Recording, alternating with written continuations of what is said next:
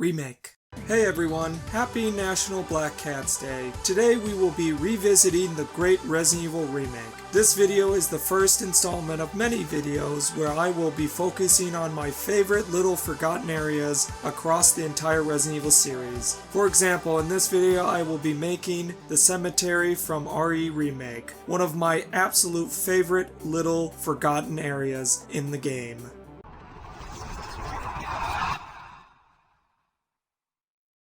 Alright, for this build, we're literally going to start from the ground up by making the base. We're going to use this chipboard, which is actually a clipboard from Dollar Tree. This is basically my go-to material whenever I want to make a base. And as you can see, I have already marked where everything will go with painter's tape, because Rebuilds always is thinking ahead. The next thing I did was cut off the very top because in a sudden ironic twist, my graveyard has no holes in it. Now if memory serves me correctly, most graveyards have dirt, so let's start there, shall we?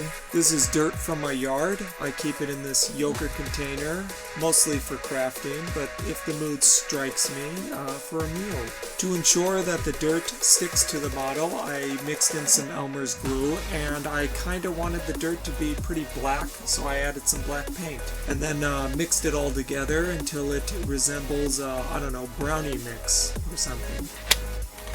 And once it was thoroughly mixed, I could apply it to the base, and all I used was just a popsicle stick to spread it around. And after 10 minutes of tedious work, it came out looking like this, a perfectly frosted base. This is going to take about 24 hours to dry, so let's just forget about it and move on.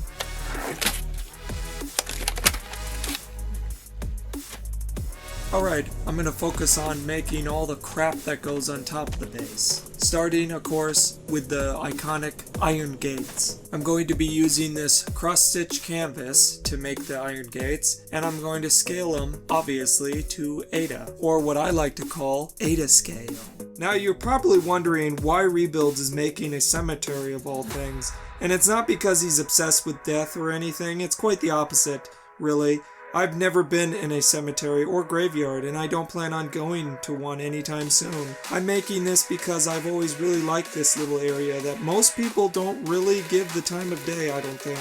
In the game, it's a part of a puzzle that is optional, and most new players I've seen completely ignore it, just running right past it to move on to like Lisa Trevor's cabin. And that is why Rebuilds is dedicating a whole video to it. And I'm secretly in love with the RE remake, but never mind that. As you can see, I already cut in the overall shape of the gate. Basically, all I have to do is add the little circle bits, which I'm using these little circle metal hooks for bracelets for the circle bits. And once I painted it with a dark metallic gray, the gates were done. And it was super easy and super fast, because that's the power of cross-stitch canvas. Oh, and I also made the two fences that we needed as well, using basically the same method that I made the gates with. Okay, the next thing we're going to make is the stone pillars that the gates and fences attach to. To make these stone pillars, all I did was grab some scrap ready board that so happened to be on my desk. I cut it up into small little bricks. I didn't measure anything here. All I did was eye it, because that's how Rebuilds always does stuff, because math sucks. Unless you're in school, kids, then math is great. And you should use your schooling opportunity to learn all the math you can. But if you're a stupid adult like me, then I can tell you all the truth. It sucks. Here I'm stacking the bricks in an alternate pattern until I get the height I wanted. Can't exactly remember how tall these pillars were, but Eddie in Rebuilds knows. He'll show you in the form of some numbers on the screen. Alright, the pillar came out great, but it resembles a foam pillar and not a stone pillar. So we're going to have to do something about that. And the best way I found, and probably the only way I know how to do it, is to use modeling paste. So I gave it a quick bath in the Sticky Icky. And just in case, I gave it a quick coat of Mod Podge to seal in all the evil. Next I base coated it in black, and once that dried, we had a perfect canvas on which we could put any kind of paint we wanted. I chose this really nice dark red. I did want to retain most of the black color, so I just put a hint of red, or a very, very light coat of red. Okay, the pillar is basically painted, but it looks a little dull to me. So let's give it a highlight in the form of this really nice light gray. By dry brushing this gray all over the pillar, it really emphasizes the brick texture and ages it up a bit. Here's a quick shot of a side-by-side, before and after the gray dry brushing. Alright, the pillar is done, and aw, it's kinda cute. Now go and make 4 more, because we require 5 for this build. The next thing we're going to focus on is the gravestones, which in my opinion was the funnest part of this whole build. And we're going to start with the 2 big boys.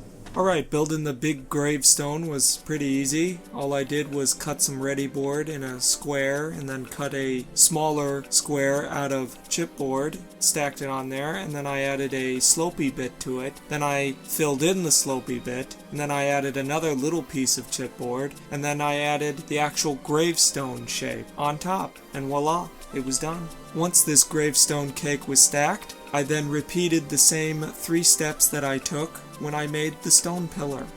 In fact, the only difference between making the stone pillars and the graves was their color. Instead of red, I chose this beautiful dark green. I am a huge fan of green, it's always been my favorite color, and I don't get to use it very often, so I jumped at the chance to use it here. And yeah, I know I'm taking a creative liberty here because the gravestones in Remake are not green, but sue me. But not really, I didn't mean that. Rebuild is a total bum, he can't afford anything. Mainly because his boss, Dr. Birkin, doesn't pay him very well. But I digress. The last thing I did with the gravestone was give it a nice dry brushing with the same gray that we used earlier. And the gravestone was done.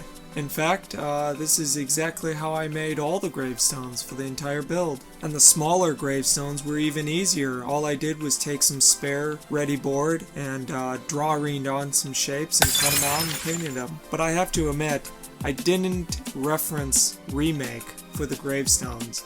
I mostly referenced the gravestones from Plants vs. Zombies, the only other zombie-related game Rebuilds has ever played. Alright, with the gravestones completed, we can add them to the other stuff we built. But we're not done yet, we still have to make the spooky tree, which Rebuilds totally didn't forget to make.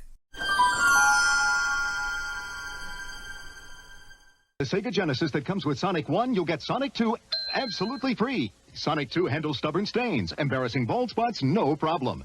It even slices and dices, makes thousands of julienne fries. But wait, you can play it too. This free Sonic 2 is a $54.99 value. You get 2 Sonics for the price of 1. Sonic 2 fits easily into any tackle box. Made from a space-age polymer plastic for years of family fun. And pets love it too. Buy the Sega Genesis that comes with Sonic 1 and get Sonic 2 free. Act now. Wiener Dog sweaters sold separately.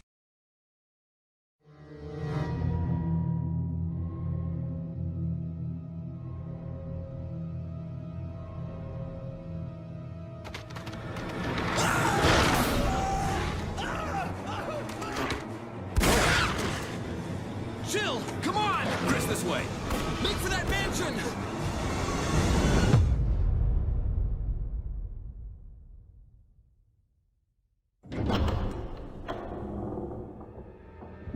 The show must go on. It's not like we're out of this yet. I think you'd better take a look at this. What is it? No.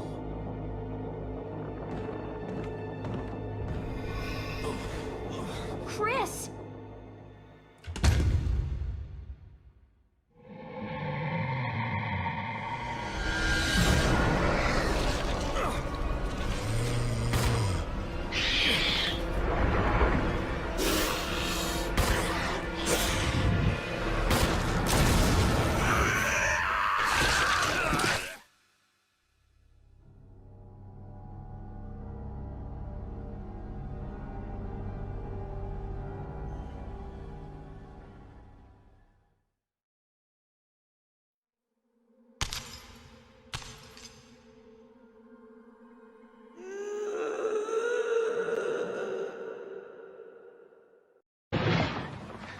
Okay, plumber boy, mustache man, your worst nightmare has arrived. Pack up your stuff. I got a little surprise for you here. Check it out. What do you think about that?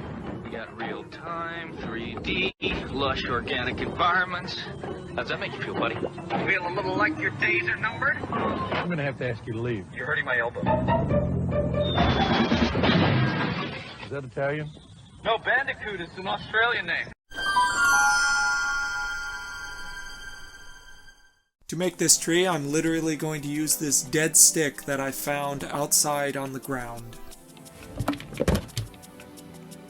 To turn this stick into a tree, I'm going to be using this crappy clay that is basically useless for every single thing you can think of except for what I'm about to use it for. I'm using this clay to extend the arms and cover up the cut marks, but as you can see I already screwed up because you would want to lay a bit of tacky glue or PVA glue on it first before you applied the clay, but of course Rebuilds forgot to do that. Next I took a silicone sculpting tool and tried to blend the clay into the tree and make some bark texture as well. Alright, with the two branches done, I will have to say it came out pretty darn good, but it isn't a tree yet because we still have to do the roots. There we go. Now it's a tree and not a stick. Now, one of the main reasons why this clay is so crappy is because when it's dry, it always seems to crack and fall apart, which is extremely irritating. So to avoid this irritation, I sealed the entire tree with a coat of Mod Podge mixed with black paint. And I have to say, it worked perfectly, despite Rebuilds forgetting to put glue in between the clay and the stick. But once again, I digress. As for the painting of the tree, I kept it super simple. I just did a very light coat of dark brown and called it good. Alright, back to the base. As you can see, it's been 24 hours since we last seen it, and the dirt glue mixture dried perfectly and is ready for the next step. What's that you say? You wanted to see me tear off all this painter's tape in a super satisfying montage? Okay. Is that you, Jill? Is that voice Enrico's? Yeah? You're alive! Stop! Are you with anybody, Jill? No, but why? The stars are finished. Someone is a traitor. Umbrella set us up. Enrico!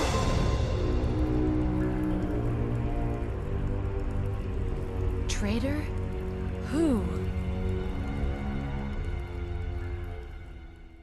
As I stated before, I think the dirt mixture came out perfectly and dried perfectly, but I wanted it to be a little blacker than it is. So I whipped out my black spray paint and gave it a spray. And once that spray paint dried, another 24 hours later, I was satisfied with how black it was.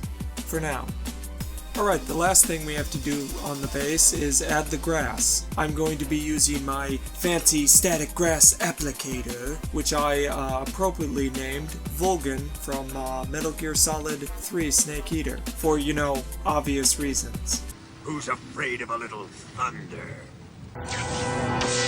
The grass I will be using is a 12mm static grass. I needed this grass to be pretty long to be accurate to the game, and 12mm was about the longest static grass I could find. The grass was still not quite as long as I wanted it, but it still looked pretty good, so I was happy with it in the end.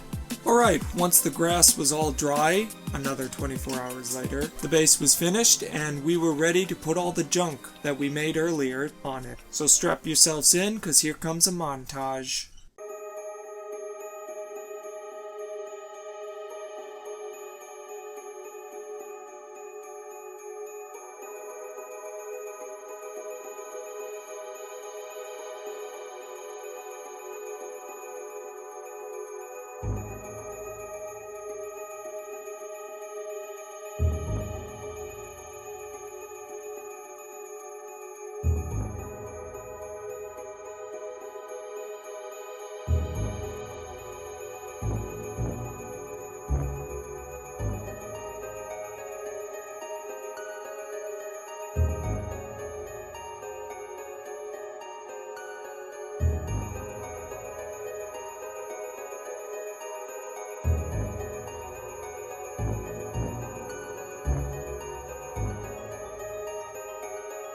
last piece to this spooky puzzle is the Magnum. Now, spoiler alert if you didn't know where to get the Magnum in Remake. Okay, let's roll the beauty shots on this build. Okay guys, thank you for watching and staying until the end of the video. I really appreciate it. Give this video a like if you liked it, and you know what? Give it a like if you love RE Remake as much as I do. Please consider subscribing, especially if you're a fellow Resi fan. I have a ton of other RE builds still to come, so look forward to that. Okay, my final thoughts on Remake are, it's an absolute treasure of a game. If you haven't played it, go play it. This is a perfect time of year to play not only just Remake, but any other Resident Evil games.